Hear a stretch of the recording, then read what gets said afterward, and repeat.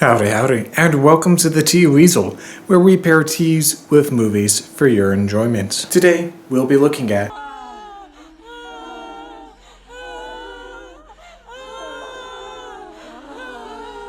That's right, you guessed it, 2019's Midsommar. If you wanted to, you could say it's a cult classic.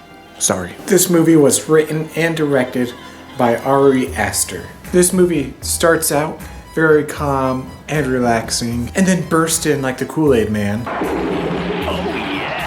into its R rating. It was super intense and I did not see it coming. So parents, viewer discretion is advised. Like in all seriousness, parents, do not let your little humans watch this. This is not a spawn-friendly movie. Even though this movie is beautiful to watch, the dialogue, the music are all beautifully and masterly executed. But again, do not let your kids watch this movie. It will scar them for life. For this pairing, we're gonna kick it back to past me. Here we have a tea by Numi. They have several different types of flowers on it, so the first step is to pick which one you want. Only to realize they didn't label the pods inside of a teapot, so you have no idea which one you're getting. Open everything up all the way, and then again, try to choose the one you want even though nothing is labeled.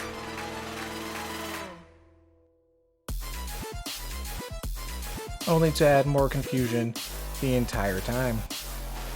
Get your water screaming and put a little bit into your teapot and give it a little swirl around. Get all nice and warm. Once your teapot has been warmed, dump it out, put in the flower you want, and then add the water again. Fill it up, and then follow the instructions on the side of this box.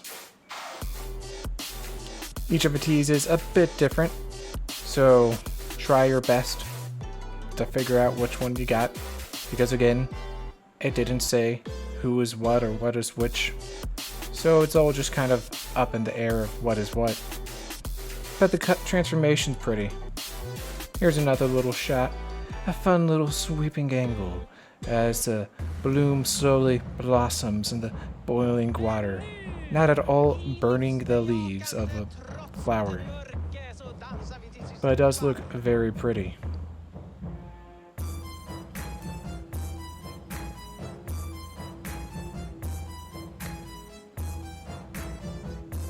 Once the time has gone by, grab a see-through cup for extra authenticity to the movie and pour your hot tea into your see-through cup. If you don't have a see-through cup, that's fine, but be prepared for a subpar experience for the tea. Be cautious though, the teapot is going to be extremely hot to touch. And voila, tea's done and a burnt blossomy looking thing just sits in the teapot. Try and make it look all pretty and sit it up, but only to realize that you're going to have no such luck because it's going to just constantly roll around and do nothing you want it to do. If you want, you can redo it.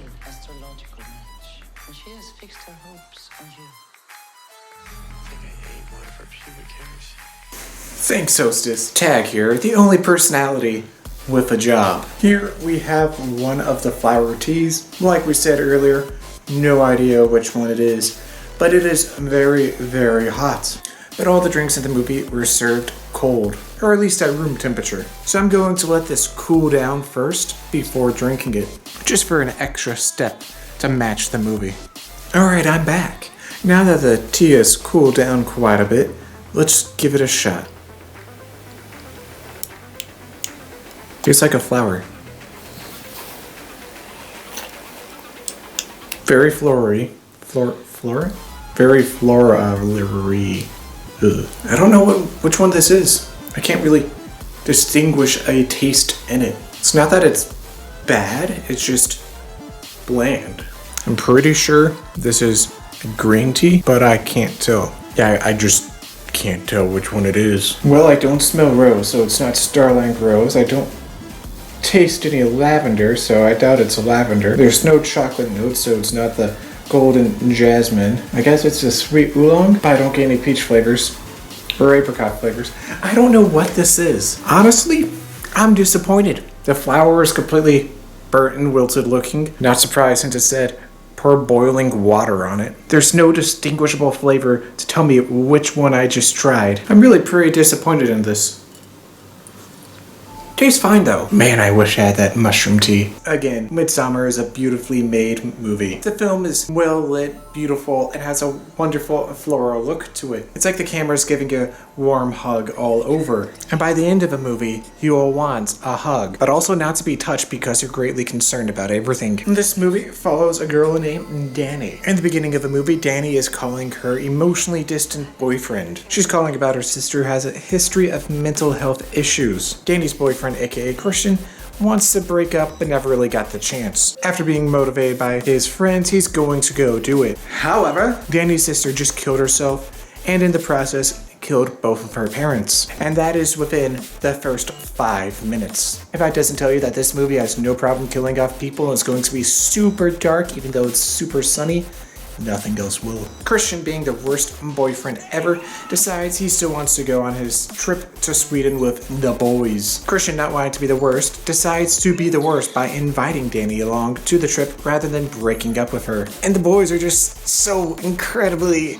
happy that Christian's bringing the girlfriend they don't like along. Yay! Except for Pell. He's an actually good guy, kinda sorta, and is excited to see Danny tag along to the trip to his hometown in Sweden, who once every 90 years has a Midsommar festival. Pale mentions that he too knows what it feels like to lose your parents. Or this triggers Danny, making her go over to the bathroom to cry. There is a beautiful transition cut from her heading over to the friend's apartment's bathroom into the plane's bathroom. They land in Sweden and take a very long car trip to Hagar, the remote town that Peel's from, which starts out with this beautiful diegetic music. The camera pans out and you find out it's non-diegetic, and the entire thing has a very culty vibe to it. Like how there's a character named Father Odd, and things only get odder from there. Peel's brother also brought a couple friends that are from London. They're engaged, seem happy, and just have the funnest accents. They're the first to die. Maya, Peel's sister, just so happens to like Christian, who again is still in a relationship with Danny. And Christian, being the worst boyfriend ever still, is all about it. She just turned 18 and has been approved by the elders to mate. Ha! The group we've been watching slowly gets picked off one by one. You pissed on the ancestral tree. The tree said Yes, yes. So what? I didn't know. No, it's that tree is tied to all of our dead. It's a dead tree, though. I do not like Mark. At the end, it is just Christian and Danny remaining of the original group. Hey, I hear. So, apparently there's an issue with a save file on the last half of the video. The audio became off and I can't fix that. So I'm going to give even a faster version of a movie. A group of friends and a really bad boyfriend go to Sweden to visit a small remote town called Hagar. One of the friends is originally from there. They all die, except for their girl, who goes a little crazy. Who might go a little crazy. It's kind of an open ending. And that's the movie. If you haven't watched this movie, there's a link in the description where you can rent or buy this movie. Sorry it took so long for this video to come out. Hope you enjoyed it. If you did, feel free to leave a like. If there's a movie or TV you'd like to see us do a pairing for, let us know in the description. Thanks for watching.